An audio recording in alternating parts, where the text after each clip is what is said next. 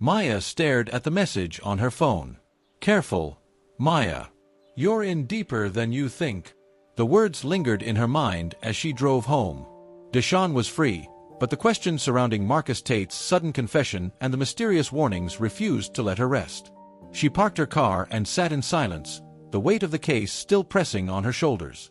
Maya thought about the powerful businessman Richard Hayes, whose name kept appearing in connection with Marcus. Her instincts screamed that Hayes wasn't just tangentially involved, he was likely pulling the strings. But proving it was another matter. The next morning, Maya walked into her office and found Mr. Carter waiting for her, his face grim. He held up a newspaper, the headline glaring, "Teen Lawyer Shakes Up Courtroom, but at what cost?" Below the headline, there was a photo of Maya leaving the courthouse after Deshawn's acquittal, surrounded by reporters. "Looks like you're a celebrity now," Carter said, dropping the paper on her desk. "But fame has its price." Maya skimmed the article, noting how it painted her as both a prodigy and a troublemaker. It praised her victory but questioned her methods, implying she had pushed ethical boundaries to win the case. "They're trying to discredit me," she muttered. "Who do you think is behind it?" Carter leaned forward, his voice low. "I'd bet money on Hayes. People like him don't like being exposed, and you're too close to something he's trying to hide." Maya clenched her fists. "If he thinks he can intimidate me, he's wrong. I'm not backing down." Carter sighed. "I admire your determination, but you need to be smart about this.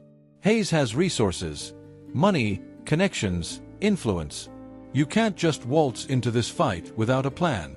Maya nodded, her mind already racing with ideas. "Then we'll build a plan. I want to know everything about Hayes, his business, his past, his connections to Marcus. If he's pulling the strings, I'll cut them." Later that day, Maya began her investigation. She pored over public records, business filings, and old news articles. The deeper she dug, the more connections she found between Hayes and a network of shady characters. Several of his properties had been linked to criminal activity, but none of it ever seemed to stick.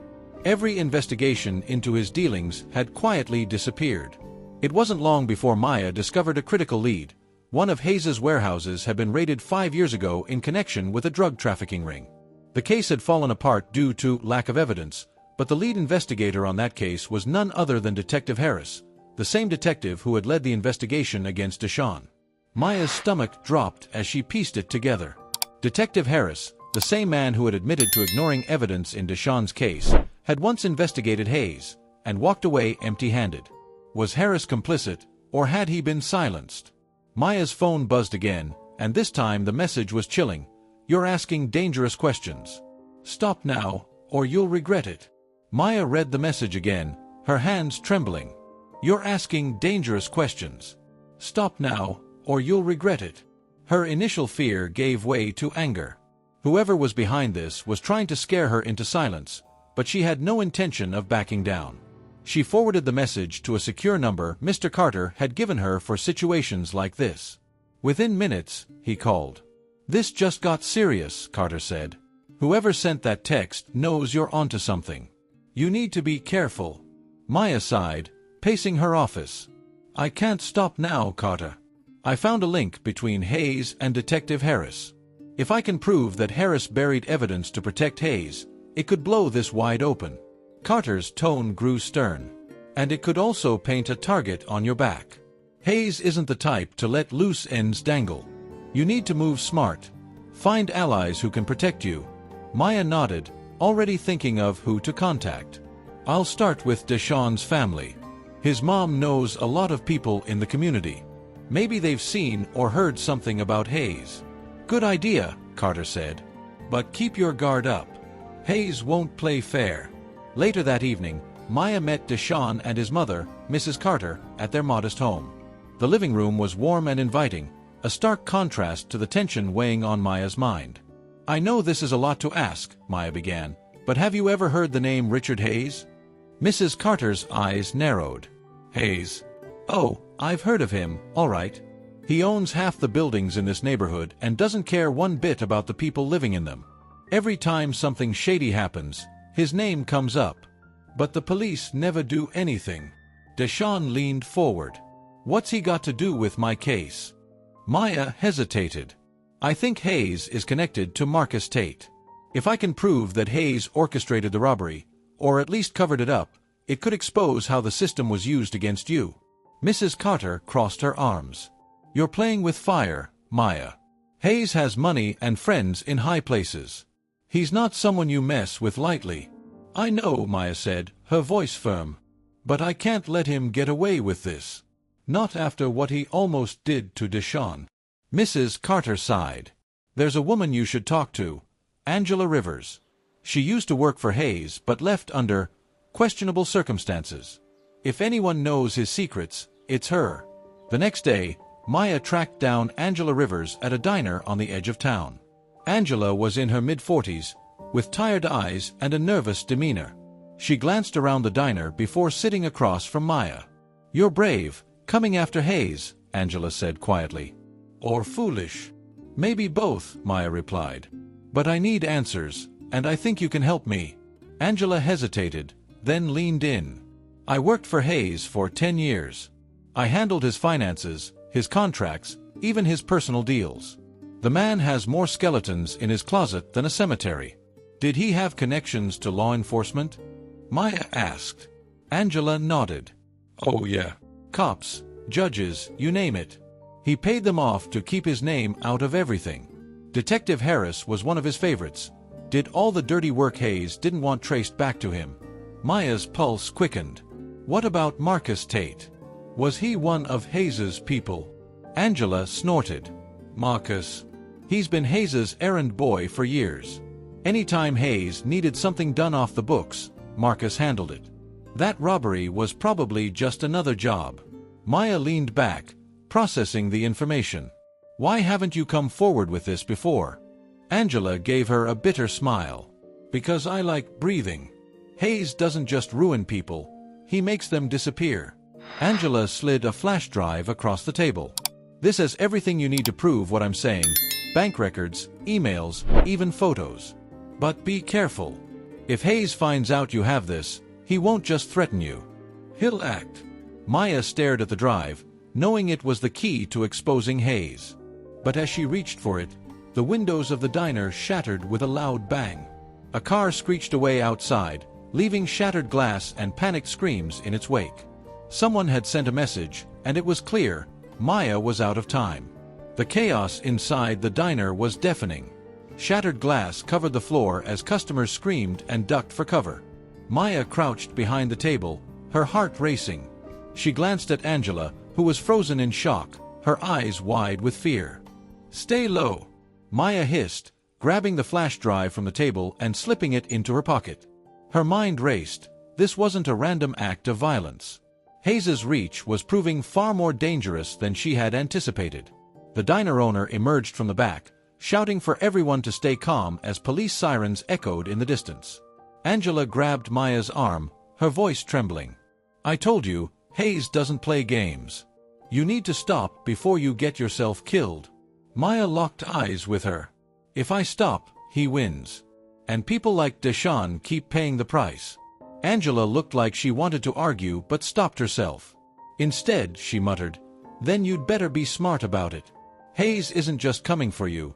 He'll go after everyone you care about." 30 minutes later, Maya sat in the back of a police cruiser, giving her statement. The officer taking notes didn't seem particularly interested in her theory that the attack was connected to Hayes. "Miss Bradford," the officer said with a sigh, "it sounds like you're jumping to conclusions. It could have been a random act of vandalism." Maya leaned forward, her frustration boiling over. "Random? Someone shot out the windows the moment Angela handed me evidence. That's not a coincidence." The officer shrugged. "We'll file the report, but unless you've got proof linking this to Hayes, there's not much we can do." Maya clenched her jaw. Proof, she thought. That's what this all came down to. Later that night, Maya sat in her office with Mr. Carter, staring at the flash drive. Her hands hovered over her laptop's keyboard as doubt gnawed at her. "What if this isn't enough?" she asked. "What if it's just breadcrumbs and not the smoking gun we need?" Carter leaned back in his chair, his expression calm but firm. "The only way to find out is to look. But Maya, once you open that drive, there's no turning back. Hayes will know you have it, And he won't stop until he silences you. Maya nodded, steeling herself. I've come too far to stop now. She inserted the drive and opened the files. What she found made her blood run cold. The drive contained an incriminating treasure trove of data. There were bank statements showing large, untraceable payments to Detective Harris and other officials. Email chains revealed Hayes orchestrating multiple illegal operations, from drug trafficking to orchestrated robberies, all tied to his properties. And then there were photos, images of Marcus Tate and other associates meeting with Hayes at various locations. But one file stood out, a document labeled Contingency. Maya opened it and found detailed plans for framing individuals to divert attention from Hayes's operations.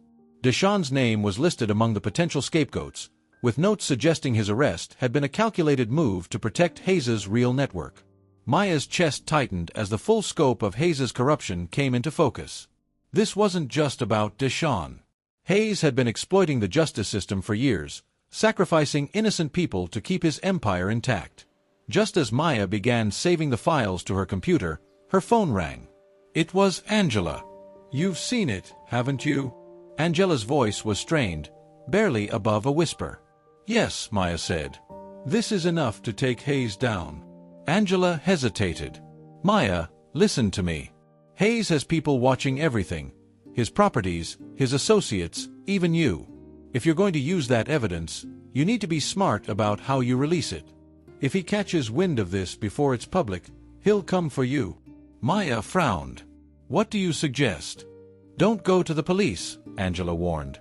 Find a journalist you trust, someone with a big enough platform to make this story impossible to ignore. Once it's out there, Hayes won't be able to bury it. Maya nodded, her mind already racing through potential contacts. Thanks, Angela. And stay safe. Hayes won't let this slide. Angela sighed. I'll disappear for a while. Good luck, Maya. You're going to need it. As Maya hung up, her phone buzzed again. This time, it was a blocked number. She hesitated before answering. A deep, menacing voice greeted her. You should have listened, Maya. Now, it's too late to back out.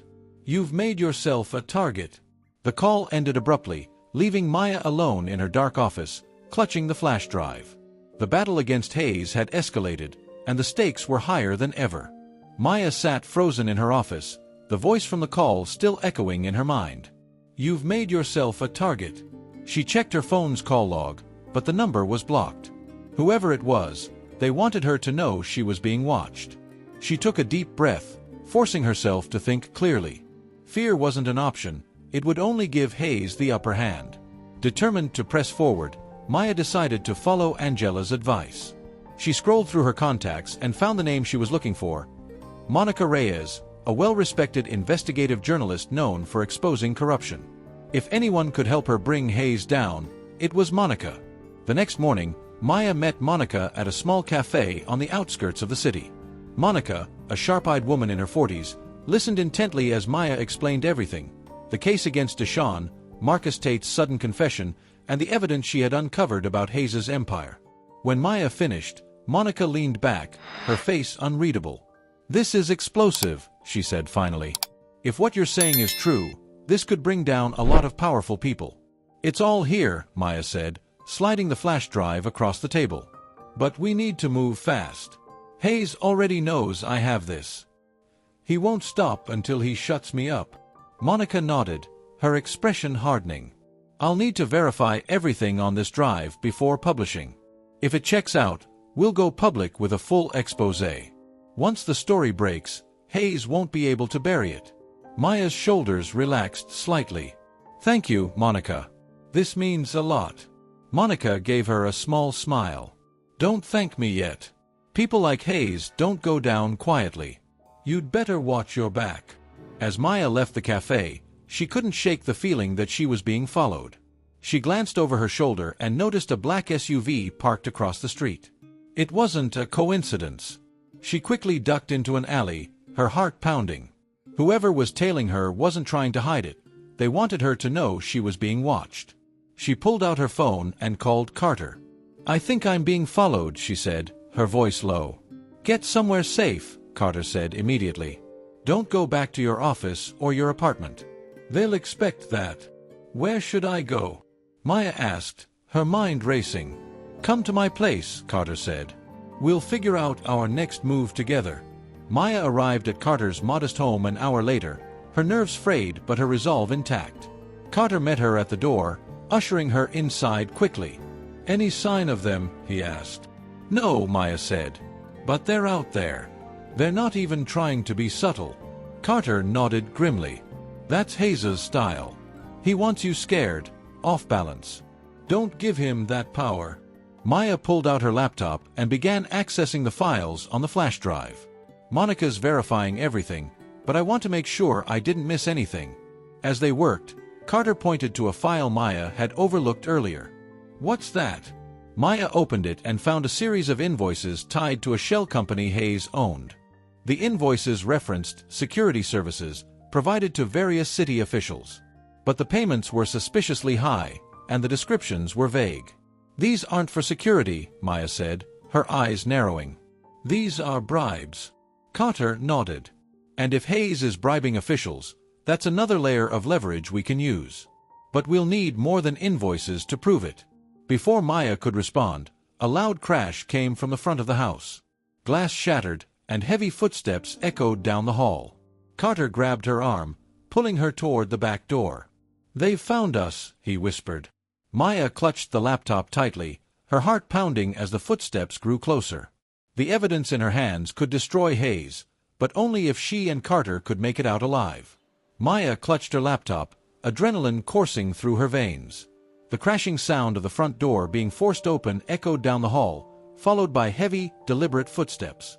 Carter moved swiftly, guiding her toward the back door. Stay low, he whispered. And stay quiet. Maya nodded, every nerve in her body on edge. She glanced toward the hallway and saw the shadows of two men moving through the house. They were methodical, checking each room as they approached. Carter reached for the back door, but just as he turned the handle, a voice called out. We know you're in here, Maya. Come out now, and no one gets hurt. The voice was cold, calculated. Maya's breath hitched as she tightened her grip on the laptop. Carter whispered, They're bluffing. Just keep moving. He opened the door slowly, but a loud bang shattered the tense silence. A bullet tore through the frame, splintering the wood inches from Carter's hand. Maya stifled a scream, and Carter pulled her back. They've got the place surrounded, he said grimly. We need another way out. Maya followed Carter to a small storage room at the back of the house. He moved quickly, pulling a stack of old boxes away from the wall to reveal a narrow crawl space. This leads to the neighbor's yard, he explained. It's tight, but it'll get us out of here. Maya hesitated. What about you? I'll distract them, Carter said. You're the one they want. If you can get out with that laptop, we still have a chance. No, Maya said firmly. I'm not leaving you here. Carter gave her a hard look. Maya, listen to me. You've got something that can bring down Hayes and expose everything he's done. That's bigger than me. Now go. Before she could argue, Carter opened the crawl space and gestured for her to climb in. Reluctantly, Maya squeezed into the narrow passage, clutching the laptop to her chest. As she crawled through the dark, confined space, she heard Carter shouting from the house, his voice deliberately drawing the intruders away from her.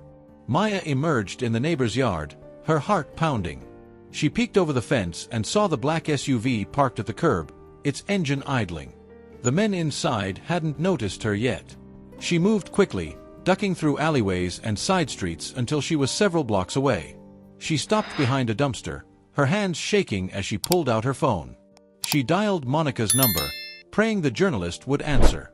Monica picked up on the second ring. Maya, what's going on? They found me, Maya said, her voice trembling. They broke into Carter's house. He stayed behind to buy me time. Are you safe? Monica asked. For now, Maya said. But they're not going to stop. Did you verify the files? Monica hesitated. I'm still working on it, but everything I've seen so far checks out. This story is huge, Maya. Once it's out, Hayes won't be able to hide. Maya exhaled shakily. We need to move fast. Carter's life is on the line, and I don't know how much longer I can keep running. As Maya hung up, her phone buzzed again. It was a text from an unknown number. "You've made this harder than it needed to be. Let's end this tonight. Come alone, or your friend pays the price." Attached was a photo of Carter, tied to a chair in a dimly lit room. His face was bloodied, but he was alive. Maya's stomach churned as she read the message. She typed back quickly, "Where?" Moments later, a reply came through with an address. It was a warehouse on the outskirts of town, one of the properties she had seen listed in Hayes's files. Maya stood in the alley, her mind racing. The warehouse was undoubtedly a trap, but if she didn't go, Carter's life was in jeopardy. She glanced at the laptop in her hands, the key to exposing Hayes. Could she risk everything to save Carter? Or was she walking straight into Hayes's web? Maya stood at the edge of the industrial district, staring at the warehouse. The building loomed in the darkness, its rusted metal walls illuminated by the faint glow of a single flickering streetlight. The address from the text matched, and she could see 2 black SUVs parked outside. It was a trap, she had no doubt about that, but Carter's life hung in the balance. She took a deep breath, clutching the laptop tightly.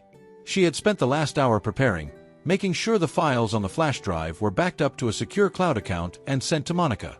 If something happened to her, the evidence wouldn't die with her. Her phone buzzed again. "Come inside. No tricks. You have 5 minutes." Maya entered the warehouse cautiously, her footsteps echoing on the cold concrete floor. The dim lighting made it hard to see, but she spotted Carter tied to a chair in the center of the room. His head was slumped forward, and his face was bloodied, but he was alive. Relief flooded through her, but it was short-lived. From the shadows, a tall figure emerged. Richard Hayes. He was impeccably dressed, his tailored suit starkly out of place in the grimy warehouse. His expression was calm, but his eyes betrayed his ruthlessness. "You've been quite the nuisance, Maya," Hayes said, his voice dripping with condescension. "I'll admit, I underestimated you. But here we are." Maya stood her ground, her grip on the laptop tightening. "Let Carter go. This is between you and me." Hayes chuckled, shaking his head. "You don't get to make demands. You're in my world now. Hand over the laptop, and I'll consider letting him walk out of here." Maya glanced at Carter, who managed to lift his head and shake it weakly. "Don't do it," he rasped. Hayes's smile faded. "You're running out of time, Maya. Do the smart thing." Maya hesitated, her mind racing. She knew giving up the laptop wouldn't save them, it would only buy Hayes time to cover his tracks. But her options were limited, and every second counted. She took a step forward, holding up the laptop. "Fine. You win. Just let him go." Hayes's men emerged from the shadows, their guns trained on her. One of them approached to take the laptop, but just as he reached for it, Maya acted. She slammed the laptop into his face, sending him reeling, and dove to the ground as chaos erupted. Gunshots rang out as Maya scrambled for cover behind a stack of crates. Hayes shouted orders to his men, his calm facade replaced with rage. "Find her! No!" Maya's heart pounded as she searched for a way to free Carter. She spotted a crowbar leaning against a wall and made a dash for it, narrowly avoiding a bullet that ricocheted off the floor beside her. Grabbing the crowbar, she darted toward Carter and used it to break the ropes binding his hands. "Can you walk?" she asked urgently. Carter nodded weakly, wincing as he stood. "I'll manage." The two of them moved quickly, using the crates for cover as Hayes's men closed in. Maya spotted an emergency exit at the far end of the warehouse and whispered to Carter, "Head for the door." "I'll cover you." "What about you?" Carter asked, his voice filled with concern. "I'll be right behind you," Maya promised. As Carter made his way toward the exit, Maya grabbed a loose piece of metal from the ground and hurled it across the room, creating a loud clatter that drew the men's attention. She used the distraction to slip through the shadows, keeping low as she followed Carter. Just as they reached the door, Hayes's voice rang out. "Maya, if you leave now, you'll regret it for the rest of your short life." Maya turned to see him standing in the center of the room, a gun in his hand. His men flanked him, their weapons also trained on her. Carter tugged her arm, urging her to leave, but Maya hesitated. "You're done, Hayes," she said, her voice steady. "The files are already in the hands of people who won't stop until you're exposed." Hayes smirked. You think you've won? This isn't a courtroom, little girl. This is the real world, and in my world, people like you don't survive. Before Maya could respond, the sound of sirens filled the air. Red and blue lights flashed through the warehouse windows as police cars surrounded the building. Hayes's men looked panicked, but Hayes remained calm, his smirk unwavering. Looks like the game's just getting started, he said, raising his hands in mock surrender as the police burst in. Maya stared at him, knowing this wasn't over, not by a long shot.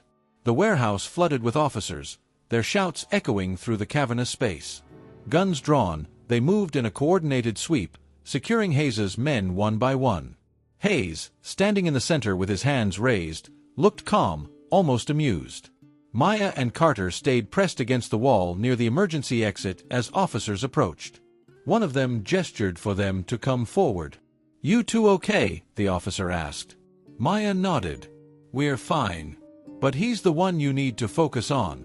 She pointed at Hayes, her voice steady despite the chaos around her. Hayes smiled faintly as the officers moved toward him. "Gentlemen," he said smoothly, "I'm happy to cooperate. This is all a misunderstanding." Maya stepped forward, her voice cutting through the tension. "There's no misunderstanding. This man has been running an empire of corruption for years, and I have the proof." She handed her phone to the lead officer, who scanned the files Monica had sent moments earlier. His brow furrowed as he scrolled through the evidence, his face growing grim. "These are serious accusations." "They're not accusations, they're facts," Maya said. "Bank records, emails, even confessions. Everything you need to take him down is right there." Hayes's smirk faltered for the first time, but he quickly recovered. "You'll regret this," he said quietly, his eyes locked on Maya. "You have no idea who you're dealing with." Maya met his gaze, unflinching. "Neither do you." As the police began arresting Hayes and his remaining men, Maya turned to Carter. He looked exhausted but managed a weak smile. "You really have a knack for stirring up trouble." Maya chuckled, the tension finally easing. "It's a gift." Just then, her phone buzzed. It was Monica. Maya stepped away to answer, her voice still shaky from the adrenaline. "Monica, did you see what happened?" "I'm watching the live feed now," Monica replied. "The police are hauling Hayes out like a common criminal." "This is going to be huge, Maya. You did it." Maya leaned against the wall, a wave of relief washing over her. "It's not just me. Carter, Deshawn, Angela, they all played a part. This was a team effort." "Well, the story's going live tonight," Monica said. "Once this hits, there's no way Hayes can escape the fallout." As the night wore on, Maya and Carter were taken to the precinct to give their statements. The officers seemed skeptical at first, but as the evidence continued to pour in, their attitudes shifted. By morning, the story had broken nationwide. Every major news outlet was running headlines like "Corruption Empire Exposed," "Richard Hayes Arrested in Shocking Takedown." Maya sat in a waiting room, watching the news coverage on a small TV. The footage showed Hayes being escorted into a police car, his confident smirk replaced by a look of cold fury. Carter sat beside her, shaking his head. "You really pulled it off."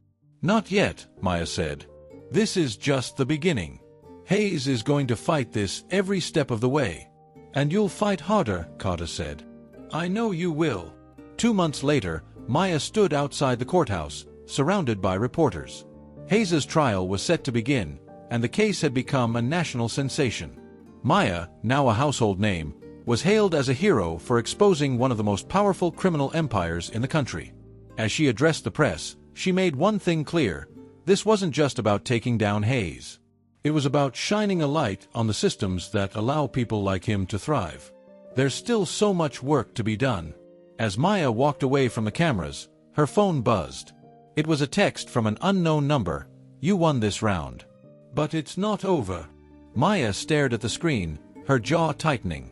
She slipped the phone into her pocket and walked into the courthouse, ready for whatever came next. What did you think of this thrilling conclusion? Do you think Maya's fight is truly over, or has she just scratched the surface? Share your thoughts in the comments below. And don't forget to like, share, and subscribe for more gripping stories like this one. The trial of Richard Hayes became one of the most closely watched legal battles in recent history. Maya attended every session, not as an attorney but as a relentless advocate for justice. The mountain of evidence she had unearthed, combined with the testimony of individuals like Angela Rivers and Marcus Tate, left Hayes's defense scrambling to salvage his crumbling empire. Despite his wealth and connections, Hayes faced the full weight of the justice system. His once unshakable influence unraveled as more people came forward, emboldened by Maya's courage. Former associates exposed his bribery schemes, money laundering, and orchestration of violent crimes. The prosecution left no stone unturned, dismantling Hayes's operations piece by piece. 1 year later, Maya stood outside the courthouse once again, this time watching as Richard Hayes was led away in handcuffs after being sentenced to life in prison. The crowd of reporters and onlookers erupted in cheers as the infamous businessman was finally held accountable for his crimes. For Maya, it was a bittersweet moment. She had won the battle, but the scars of the fight lingered. Deshaun and his family, now thriving, attended a small celebration in Maya's honor. Deshaun approached her with a wide grin. "Maya, you didn't just save me, you saved so many people. You're a hero." Maya smiled warmly. "You're giving me too much credit, Deshaun. I just did what needed to be done." Carter, standing nearby, chimed in. "What you did, Maya, was remind this country that justice is worth fighting for, even when the odds are stacked against you." In the months that followed, Maya continued her work, not just as an attorney but as a voice for change. She partnered with advocacy groups to push for systemic reforms in the justice system, ensuring that cases like Deshaun's would never happen again. Her story inspired a new generation of lawyers, activists, and ordinary people to stand up against corruption and prejudice. But Maya knew her work was far from over. As she walked through the bustling streets of her city, her phone buzzed with yet another case, another person in need of her help. She smiled faintly, tucking the phone into her bag and heading toward her office. The fight for justice never truly ended, and Maya Bradford was ready for whatever came next. Maya's journey shows us that one person's courage can spark a revolution. What did you think of her story?